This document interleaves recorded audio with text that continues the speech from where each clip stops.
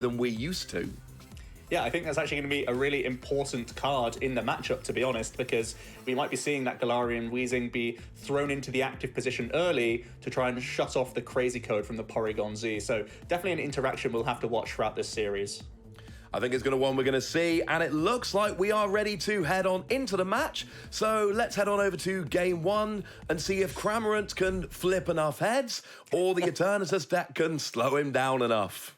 Yeah, although Cramorant is flipping coins, which a lot of players will try and work against a lot of the time, they want to have guaranteed damage in play. There's just so many coins that you get to flip with this deck when you eventually factor in all of the powerful colorless energies and you have the triple acceleration energies. You can deal a massive heap of damage, as it looks like we're kicking off from Robin's side. He has the quick ball that can go ahead and establish himself, most likely a Porygon here. Yeah, you need to get that Porygon Z. Of course, Porygon Z lets you attach as much special energy during your turn as you like. You're usually limited to one energy attachment during your turn, but Porygon Z says, nope, not listening to that. I will attach as much as I like. You've then got Cramorant, where you flip one coin for each energy attached to it, and you deal 80 damage for each heads. So you've got some natural synergy there. You use Porygon Z to pile energy on, and then you hope you flip enough heads with Cramorant V Max to deal enough damage. And something like Eternatus, right? You're talking 340 HP. The highest HP we've seen in the game, and actually, that is well within range of a Cramorant V Max.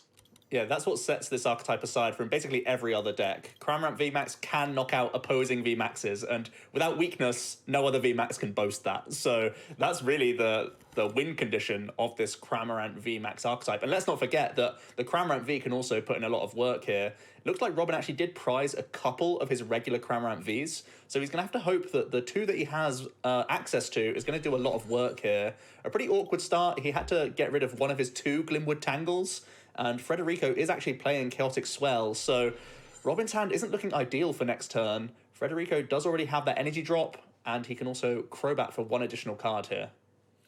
Absolutely, he can. It's a bit of a slow start. I mean, you don't really... Oh, he's going to drop the Marnie. There we go. So you don't usually want to Crobat for one card. Of course, Crobat is limited to once during your turn, but you need to get your Pokemon established. Eternatus does more damage for each of your Darkness Pokemon in play. That's a nice hand that Robin's been Marnied into, mind you. That's incredible. It looks like Federico really with the Marnie here. He's hoping to find some of these crushing hammers that he plays. Does fire one off here. Unfortunately gets Tails, but Power Accelerator is a big deal. He wasn't able to establish any more energies into play, which he certainly would have liked. But look at this. Robin's got himself naturally into Rare Candy Porygon Z from a Marnie, no less. And triple acceleration energy. Here. Yeah. So he can Skylar most likely just for a Dedenne or a Crobat of his own. He can probably has to throw away the triple acceleration energy, but gives him a lot of push potential here. He's already got the telescopic sight as well, so he could be looking to take an easy 2-prize knockout with Spit Shot this turn, just onto that benched Crobat. So doesn't even need the VMAX out the gate this turn, really.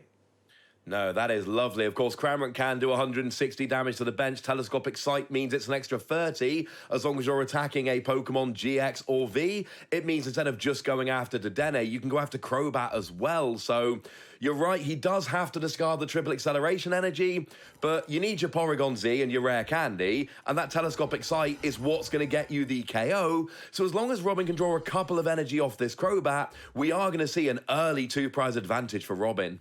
This is incredible pressure as well. Look at this. He's got himself enough energies. He also has more potential push with Dedenne GX if he wishes also. This is looking excellent for Robin.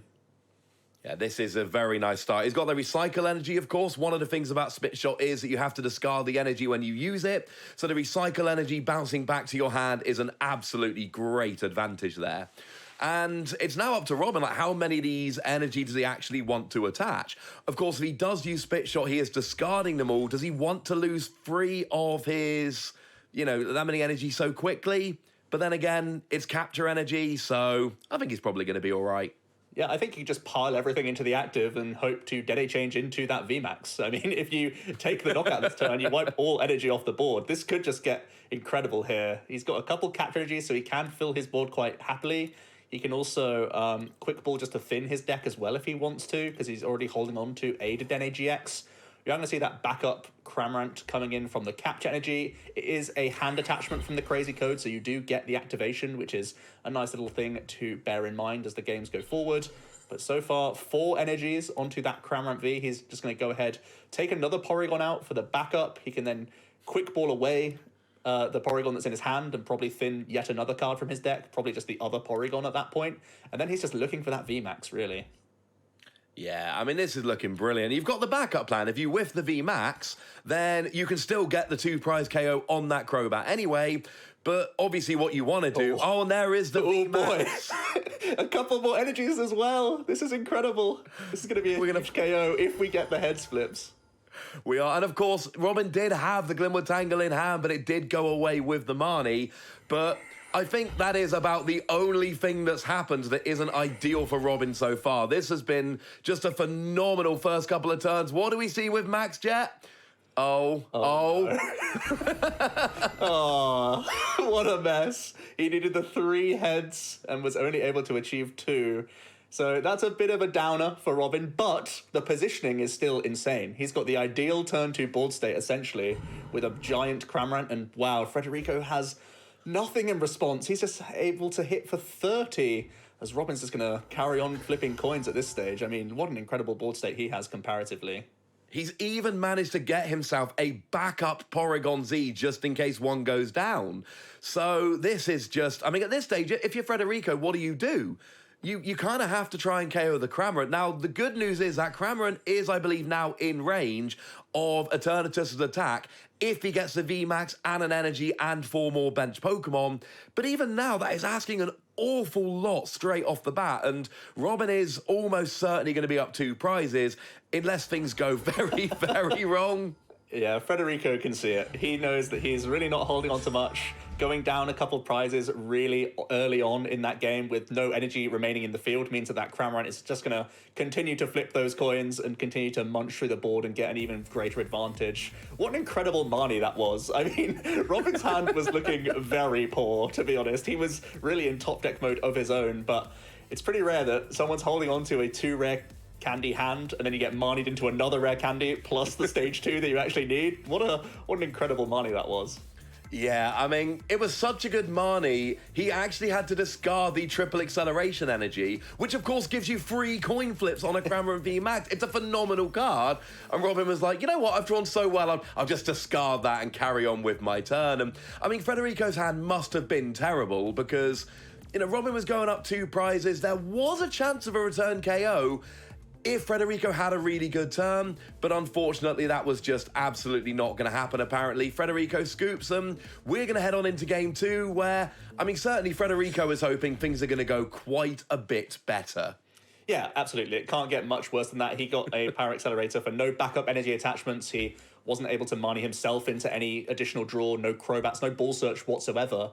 One of the best things about Eternatus VMAX is that you have so much Ball Search, you get to play that higher Marnie count and know that on the other side of that hand, you're more than likely going to get out of it. But in this case, not so. Federico, he's going to start off this second game. He gets his early game attachment down and passes it straight over to Robin. No, I mean, that's not a terrible start, to be fair. You want the energy on so you can get the turn 2 attack. And that's what Federico's rolling for here, right? He really wants to try and make sure he gets a big attack with Eternatus on turn 2 before Robin's got a chance to evolve up and really get going. And Robin is playing a setup deck. He needs his stage 2. He needs his evolved VMAX. There is a chance that Robin does have a slower start and Federico can take advantage. Of course, Cramorant V having beat catch is quite a huge advantage when you're talking about that. Yeah, and I think Robin's hand is already pretty good. He's got this incense that he's probably just going to put back into the deck with a communication. It means he can go ahead and grab that first Cramorant. Then he can also capture energy out a second Cramorant. He's already got 2 Porygons, so he can do both those things. He's losing a powerful colorless energy, which is a little bit awkward. But outside of that, I mean, he can just go ahead and play Professor's Research and get a fresh 7. So not bad overall. He could also value the powerful colorless more because it does mean that you need 1 less heads flip. He actually does go for the powerful colorless. I don't mind this at all because, like we said, 1 less flip that you require is actually really important, especially when you know that Federico may be denying your Glimwood Tangle with Chaotic Swell. Yeah, absolutely. It means you need to flip 4 heads rather than 5. That's, like you say, it's a very big deal. We do, and from Robin's point of view here, I mean, the good news is he's got a bunch of energy, but he doesn't have a way to get that Cramorant in the active. Beat catch there for a rare candy Porygon Z would have been absolutely perfect, but there's no way to get the Porygon out the active, so he changes it over to Federico, and let's see if Federico's got a better hand than last time. Looks like he's already powered up that Eternatus V as long as he's able to find a VMAX, which he now does. Fires off a Crushing Hammer, doesn't get heads, unfortunately. And again, it's down to that Marnie. Once again, most likely helping Robin out, realistically, because, like we said, he didn't have any way to get the Porygon Z into play. And now, yeah, a pretty reasonable hand. He can try and do some Crobat digs before going for the Dedenne GX. So again, the Marnie actually bailing Robin a little bit here. Federico does find himself a backup Eternatus, also Great Balls into a Spiritomb. Is got enough damage now for a KO. He can also build Spites, which is just something to have in the back to try and skew that prize trade if ever you're able. Crobatting up as well, so a much better start than before. Yeah, I mean, the turn 2 VMAX with a 2 energy on is what you're looking for in an Eternatus deck. You just want to make sure you've got that Eternatus ready to go turn 2. Because like we saw in game 1, although Robin can do huge damage, there's always a chance you just flip too many tails, and then that Eternatus gets to survive for a few hits and really start going through Robin's board. It is a possibility, and I think when you're Federico, until you can get those Spiritomb hitting really good damage, that's essentially what you're going for here. You need to get your early Eternatus, try and get some KOs, and just kind of hope that Cramorant VMAX doesn't go off. We do see Federico valuing that new Galarian coughing, or the regular coughing, it's just a Galarian wheezing, right? But it has that new Ascension attack that can allow you to get into a wheezing later. Looks like Robin here, he's got himself a Capture Energy which he can turn attach. He probably Quick Balls away Quick Ball here, looking for Crobat. If he's able to Crobat into a rare candy, he could then pop off massively by looking for a VMAX and looking for other things here. Let's see what he takes.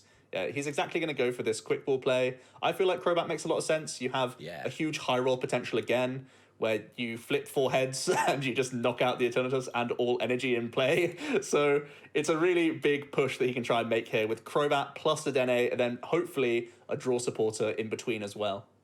Yeah, I mean, if Robin can get a KO here, that would all but end the game. That would put him in just a ridiculously good position. And you're right, playing the Crobat here, it means you get to draw 4 cards. Porygon Z is already in hand. You just need that rare candy. He is going to hit double rare candy as it happens.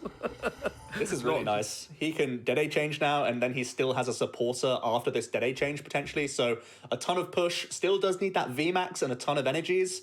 The Skylar could help out as well. So he has found Glimwood Tangle. He has found that VMAX. He's actually a little bit short on energies here, surprisingly. Not very often you can say that, but he does have 4 here. He would need to get all heads if he was to take a knockout. He does have the potential to take a Spit Shot 2 prize KO as well. That might be what his debate is here, whether or not to flip some coins or just take the damage as it lies. He does already have the Telescopic Sight attached, so... Oh, the debate is real here. We don't usually see players thinking this much, but he is going up into the VMAX. Usually the VMAX is an absolute given. Cramorant V just happens to have a really good attack. I mean, Cramorant V has been played since Sword and Shield came out. It has been a staple card in Welder decks and a whole bunch of others. We've seen it in Frostmoth decks. We've seen it all over. It just so happens it now has a really good VMAX to go along with it. So it looks like Robin's got the Glimwood Tangles, got the 4 energy. I mean, what do you Skylar for here? 'Cause you can't Skylar 4 energy, unfortunately. Yeah, I think you just grab Research for next turn, so you can have that reload.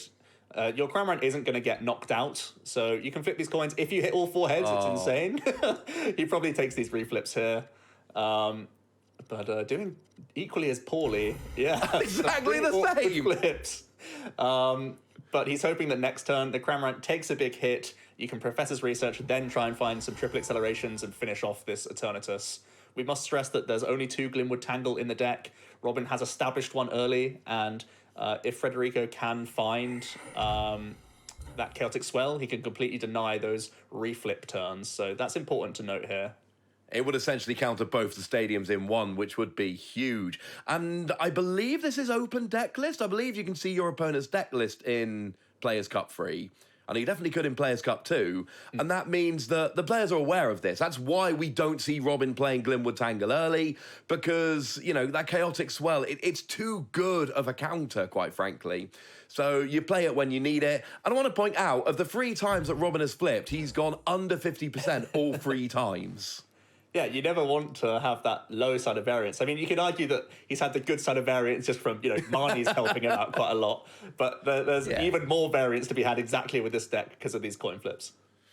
It's what puts a lot of players off. Cramorant VMAX was originally seen as a little bit of a joke deck. When we saw the card, people went, oh, it's like that old Blissey that nobody really played, and it's kind of like that Maractus that nobody plays. We've seen attacks like this in the past, but the thing about Cramorant is, because it's colorless and it can take such good advantage of those cards like Powerful Colorless Energy, Capture Energy, Recycle Energy that are colorless, it just, with Porygon Z, is such a great option. And this did get 3rd place at a 2,000 person tournament in Taiwan a couple of weeks ago.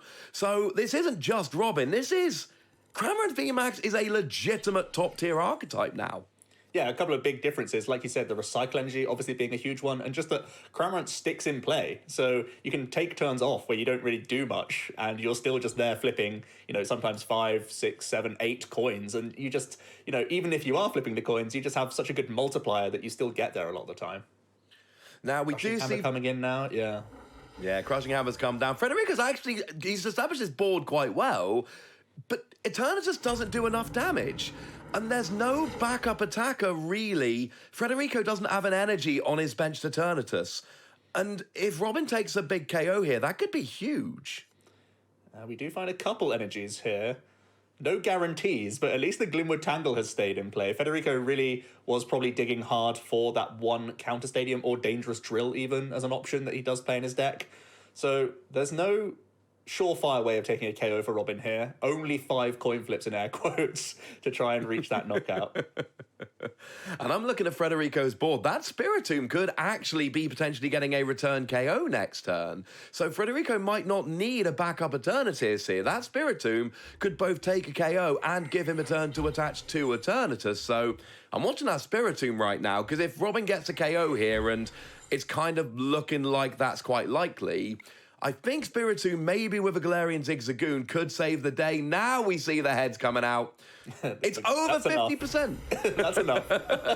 And like you say, it's actually a really big deal, because Robin only plays 1 copy of Telescopic Sight. So if this Spiritomb does take that KO, it's actually really going to be effective at skewing that prize race. Otherwise, you could just, you know, find that Telescopic Sight and spit shot a Crobat after you deal with that Spiritomb. But now it's actually going to force Robin to find Gust instead. And he actually doesn't play any Gust in his deck, so yeah, he has to go through whatever Federico puts up, essentially. And that, well, I mean, it basically turns Spiritomb into a free turn for Federico. You got a KO 2 Eternatus V Max. If you KO a Spiritomb, you've still got a KO 2 Eternatus V Max. Wow, look at this. So many energies that Robin has drawn into. After the Spiritomb most likely comes in and takes the KO here, he will be getting 2 Recycle Energies back into his hand. So potentially what he could try and go for is maybe Cramorant coming in and just spit-shotting the VMAX, hoping that Spiritomb just is out of range on too many Pokemon. That could be his line. We'll see what Federico has up his sleeve from here after that Marnie. Absolutely. It's I mean, it's given Robin a lot of energy and not much else, but then he doesn't... Well, I suppose he's going to need the VMAX next turn, though, potentially, so things could get awkward. If Federico is able to chain a couple of KOs together, this could be... Oh, we do see the Dangerous Drill. You called it, Joe. Yeah, it's a really big deal here. You need to get rid of this Glimwood Tangle. It's too scary to... Especially when you're giving your opponent back 2 energies straight away through these recycles. As soon as Robin's deck is sort of mid to late game point where you just get that guaranteed damage back, you really need to get rid of those Glimwood Tangles. Yeah, it's absolutely big. And now, you know, Robin, it's so hard when you're only playing 2 of them. It's not going to stay in play that much. Now, here does come the Spiritomb. It's hitting for 70 damage as it stands at the moment. I mean, it's one of the best single prize attackers that we've got around. It's just, it pops up in so many different decks. It's really efficient. Yeah, and it's doing exact math, right? Or do we... the Cramorant actually has 330 hit I think points. it's 330, so... So the build finally gets him there. There we go. So now he is dealing enough with that Anguish Cry to take a 3-prize response KO. He's essentially setting himself up for boss's orders with the Eternatus VMAX to close the game here. So he's in a pretty decent spot, and Robin can't do much to deny this. He plays 1 copy of Reset Stamp, and his hand is entirely energy right now, so he's in need of a top deck. He really is in need of a top deck, because if that Cramorant goes down, there really isn't very well. I mean, I suppose, sorry, Federico's only got 2 prizes remaining. That would definitely end the game. Yeah. So, I mean, we need a big KO here, and as it stands, like you say, there's no VMAX, there's no gusting, there's no draw, there's really not very much of anything on Robin's side, and he draws another energy! So it looks like what Robin's going to have to do is he's going to have to take the KO with Porygon Z this turn with a triple acceleration and then just pile 5 energies onto the Cramorant V. I think that's what we'll be seeing this turn. So that he can Tantrum, take the 1 prize, force Federico to have Gust, and yeah, really, that's all he can do at this stage. He might want to hold 1 energy just for retreat outs, but he loses to Gust regardless. So he has to pile 5 energies onto this Cramorant, I think. You can't really thin the deck of any Pokemon because you want that board space to be open if he does draw any ball search cards, anything like that. So you probably just swing the capture on and leave the triple acceleration in your hand. Yeah. Yeah, I think this is exactly what you have to do here. You can't use any of these cards because you're hurting your outs for other Dedenne and Crobat, I think, if there are any remain. Oh no, there aren't any in his prize cards, right? So he's hoping to take 1 off of these prizes. So you That's can Tantrum, essentially it. take the KO, hope to find one of those helpful V or GX Pokemon from the prizes here. Does pick up the Dedenne, so it is, the ball is in Federico's court to have a Gust card here. Not much, his hand size is giant. We do see a Dark Energy, and inevitably the boss's orders is there, yeah. Yeah, so Federico does get the KO on the Dedenne. We'll even it up at 1 game apiece. And, well, I think we've just seen the upside and the downside of Cramorant VMAX. If you don't take those big KOs early and your opponent gets a bit of a ball state going and you can't return the KO, that game looked a lot more like everyone expected Cramorant VMAX to look. Yeah, Cramorant looks a lot less impressive when you're two-shotting other VMAXs like any other one would in the format, right? You're hoping to gain advantages with big blowout one-hit KOs or that spit shot taking knockouts, especially on Crobats. So Robin having to establish the telescopic sight early as well hurt him a little bit, so he couldn't have those options available to him. But yeah, essentially Eternatus just was a good pace setter, got that early prize on the Porygon, which really helped him out later down the line for his prize race. It really did. It worked out perfectly in terms of getting to 6 prizes, and that's what Eternatus does. It's 2 energy, it's a single evolution into a VMAX, and you just do a huge amount of damage and run through. Eternatus has been doing this since it released, and honestly, it's one of the very best decks in the format for a reason. The good news is we are in a best of 3 though, so let's head on over to Game 3 and see which of these players is going to be able to advance through the winner's bracket. Like we said earlier, we're in round 6 here. They are 2 wins away, if they stay in the winner's bracket, from making the global finals. If you drop to the loser's bracket, that is going to add some more victories needed to get through. That is not where either of these players wants to be. And Robin gets the advantage of going first. He has early game ball search, which is great.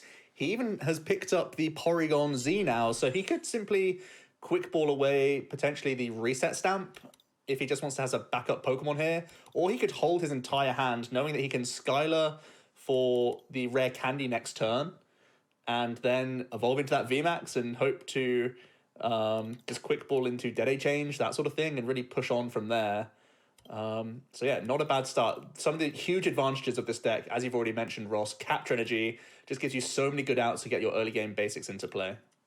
It's such a good card. And it's one of the things I love about Cramorant. You get all of these colorless energies that are really good, but the downside is they only provide colorless energy. And then you get a colorless deck like this that can attach as many of them during turn as you like. You know, we're not seeing draw energy from Robin that draws you a card when you attach. It's a great card, but it doesn't make the cut because we got powerful colorless energy, recycle, capture, triple acceleration. There are quite literally too many good colorless special energy that, you know, something like draw energy would be great in this deck. And I've seen lists playing it, but it's just not good enough. And you're right, Robin has set himself up beautifully for turn 2. What an insane hand he's sat on. He's got that Skylar rare candy, and he can go quick ball Crobat for 5, and Dedenne for an additional 6. He's got everything he wants. This is the first hand that he's holding on to that Federico should not be Marnieing. Well, he should be Marnieing, right? Because the hand is so strong. Whereas previously, he's Marnied to help out Robin. This time, he's actually holding on to a gas hand. And we actually see the professor's research here, throwing away a couple of darkness energies, a couple of switches, as Federico is missing his Eternatus V right now. And we saw a Crobat for 0 cards, which, Crushing Hammer Heads is nice. But the thing about Crobat for 0 cards is, generally speaking, you play your supporter, you play a couple cards, then Crobat gives you an extra advantage. Playing Crobat here because, if nothing else, that Eviltal would have been the lone basic, and I'm not seeing much going on Federico's board. He does have the quick ball, though. Let's hope he's got an energy. Oh, had to get rid of VMAX to play it. It's always really sad when you don't attach an energy and then you play a supporter and then you don't draw an energy. Mm-hmm. And Eternatus, there's no other way that you can manipulate energy cards. It's simply one attachment per turn is all you're getting. So you need to make the most out of them, and missing a turn of attachment is always very, very detrimental. He's going to pick up a Crobat here, so he didn't use Dark Asset on the first Crobat, he just benched it raw. So he could still be digging here with his second Crobat. I believe he didn't draw off the first one. He does. No, he didn't draw any cards, which is nice. Yeah, so the Crobat is optional, so this time he is able to choose to Dark Asset, which is really important. He does get that energy. He finds himself an early game Spiritomb to begin building that spike. We saw how important it was in that second game. And it doesn't look like he's going to be going for Power Accelerator here. We don't see any other backup Eternatus. That would be the telltale sign that you'd go for. He may want some chip damage in, though. It's a difficult one because that there's the burst potential that Robin has. So I like leaving the Eviltal in the active here. Yeah, no, I like it a lot as well. That Spiritomb was actually really, really important with the lack of gusting in Robin's deck and the fact that Eternatus is going to be about 60 damage away from getting a KO. Assuming a full bench, that Spiritomb being able to take a KO while only giving up one prize is absolutely huge. Now, I'm fairly sure we are going to see the Skylar for a rare candy here, and then it really is just down to how many cards can Robin draw, potentially using a Dedenne and a Crobat, getting the energy, but we're worried a little bit here, of course, because you don't really want to KO that Eviltal. Your route to victory, you want it to be KO2 Eternatus V Max. So now that we've seen the evolution, it does look like it is going to be just a KO on the Eviltal. Hopefully, we will see a spit shot into a Crobat V later on to essentially offset the KO on the Eviltal. Yeah, that's the only way he can make that map work out for him. He does get rid of the reset stamp for this quick ball here. Obviously, he doesn't want to give Federico an additional card. He may also choose to play the Evolution Incense just to remove it, so he can draw an additional card with his own Crobat here. So just like last time, on these push turns, you play your Skylar, you then play your Incense for no effect, you candy into your Porygon Z, and then you're hoping that the 11 cards that you're drawing this turn is going to be enough to find your energy cards. You would certainly hope so. Especially, the Yveltal is small, so you only need a few heads on your side. He needs 3 requisite energies to attack. That's what he's got already. He can now communication back in the second backup Dedenne for him as well. He can go ahead and establish a second Cramorant. He finds some powerful colorless energies. He finds 1 recycle so far. All good news for him. Pretty much the ideal cards he could have received from that Crobat. Nothing wasted at all, and he's still going to get an additional 6 here, which is excellent.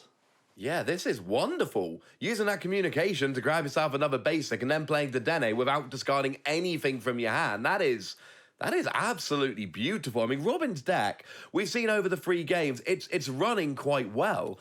It's setting up. In all 3 games we've seen a setup. In game 2, it really was flipping tails and not being able to keep up that speed in the mid game, and that turn where he ended up with 7 energies in hand and nothing else. That's what's hurt Robin here. In terms of the early game getting rolling, this Cramorant deck seems to be performing admirably. Here is the additional 6. He does find a couple more energy cards with 2 powerful colorless already attached. He only needs 1 heads flip here. It always feels good to attach more recycle energies though, because then even if you are hand disrupted, you can still get out of that. He could just throw everything into the active, knowing that his Cramorant cannot be 1-hit KO'd. He could also choose to hold it. I think that's also not a bad decision. He can use it potentially for retreat outs if Federico is trying to go for stalling plays or anything like that. And he already thinks that he has pretty much variance on his side to take this one prize. Yeah, flipping 0 heads here would be very upsetting. You've got to think, right? There's what, I think a 15 and 16 chance of hitting at least 1 heads here. Oh no! You had to say the odds, Ross. You had to say Why it. did I say the odds? Curse of the commentator for Robin as Federico gets a free turn here. Incredible to see. As, Federico, just a free turn that he seriously was not expecting. And he's able to develop his board a little bit here. VMAX into play, Zigzagoon starts coming down. These headbutt tantrums aren't integral for the math fixing, so he's just going to swing one onto a Porygon Z by the looks of things. Let's see if he has any way that he can launch his own attack here. If he has supporters, energy cards, that's what he's looking for. We haven't seen any draw from him just yet. No, well, one thing Federico doesn't play in his deck is Scoop Up Net, and some Eternatus builds do play Scoop Up Net, mine certainly does. And there was always, if you were, there's this weird potential of maybe I can get 6 Galarian Zigzagoon in 1 turn and then get a 1-hit KO. It's unlikely, but the possibility is there. Without Scoop Up Net in the deck, Federico, like you said, cannot get a 1-hit KO on a Cramorant. So now, what do we do here? Do we maybe poke a little bit with Spiritomb?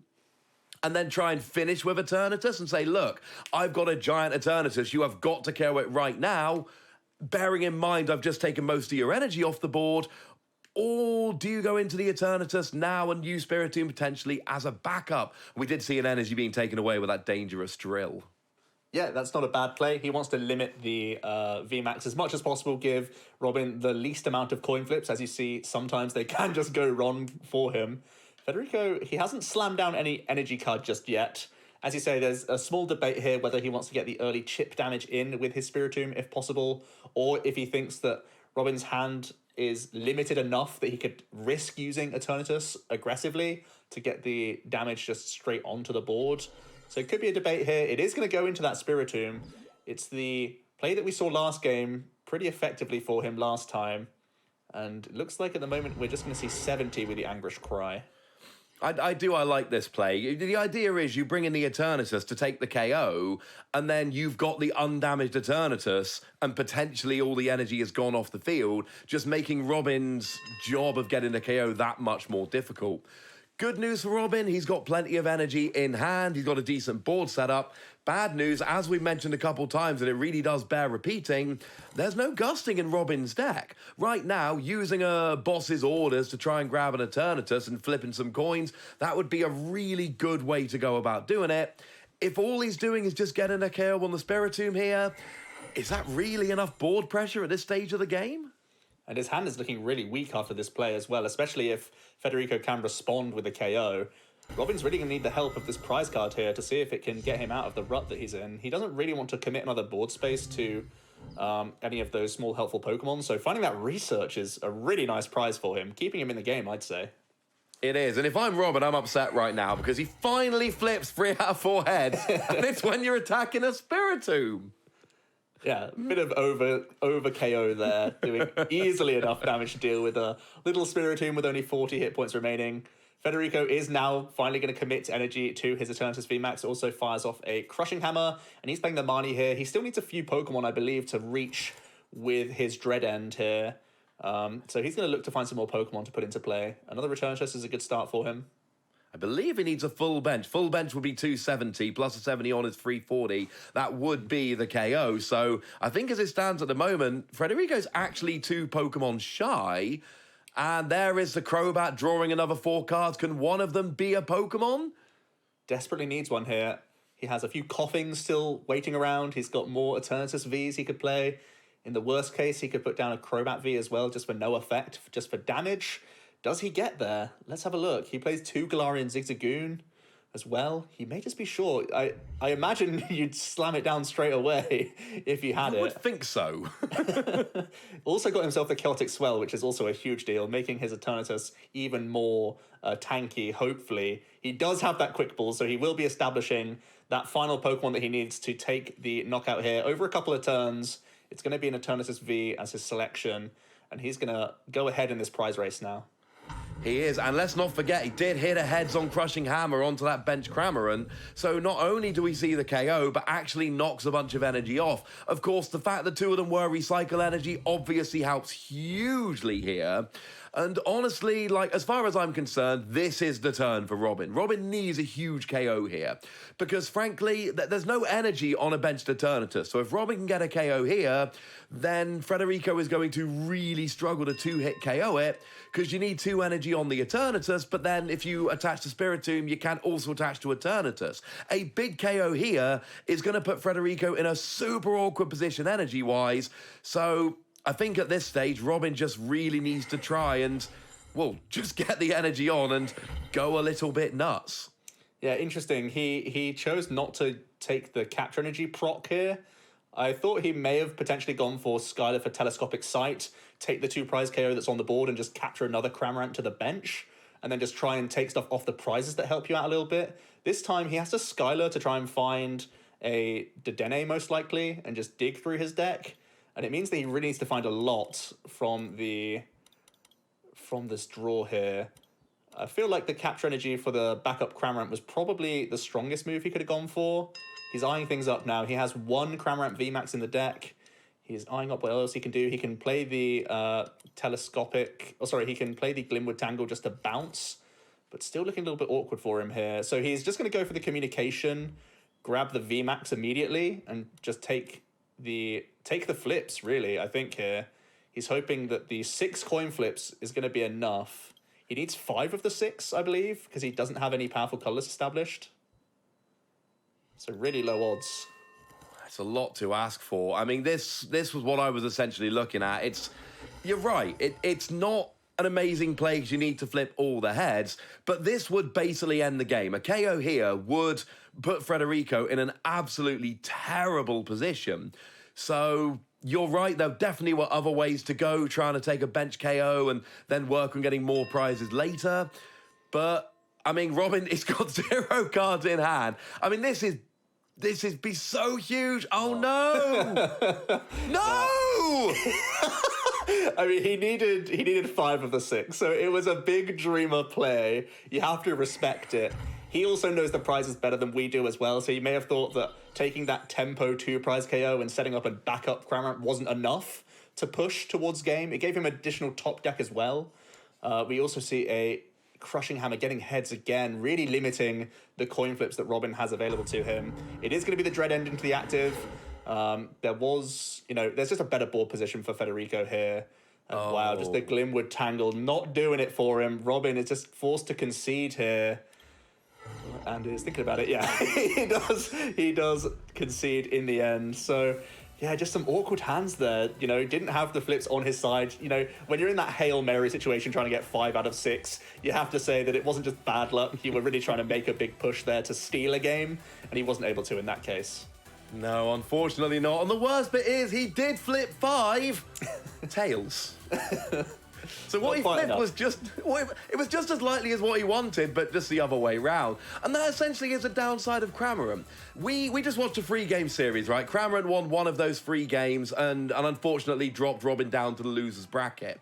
But if those flips had gone differently, Robin could have won all 3 of those games. And that's one of the things I love about Cramorant. No game, as long as you get set up, and we saw how well the deck set up, when the deck sets up, you're in every game. It's just the number of heads you need to flip that really changes, and with Eternatus' giant HP and Spiritomb really putting in the work, with some Crushing Hammer heads, it was just all a little bit too much. We saw how it could have gone the other way, but in the end, Eternatus is one of the best decks for a reason, and congratulations to Federico, really recovered beautifully after what was a pretty terrible game 1. Yeah, he certainly got over that early game sort of lack of draw and just having nothing going for him. He had some great tech cards. He had Crushing Hammers. He had that Dangerous Drill, as well as Celtic Swell actually being a huge card. Didn't allow Robin to establish that Glimwood Tangle on that final Hail Mary moment. So, yeah, his tech cards really coming in clutch here to see him through what is, not really a deck that he prepared for, I'm sure. No, you really don't prepare for Cramorant like that. It's not a deck most people were taking seriously, and that's what I really love about it. You see it have this really big finish in a 2,000-person tournament. Then you see the world champion or former world champion taking it to a top 16 finish, at least in this tournament, you know, still very much alive in the tournament. And I think it's a deck, it's one of those that a lot of players don't take it seriously. Then a couple of results come around, and all of a sudden, I think we're going to see more of this deck moving forward. It's just now to see, you know, what is the optimal build and how far can this deck go, both in this tournament and in future tournaments. Yeah, it's surprisingly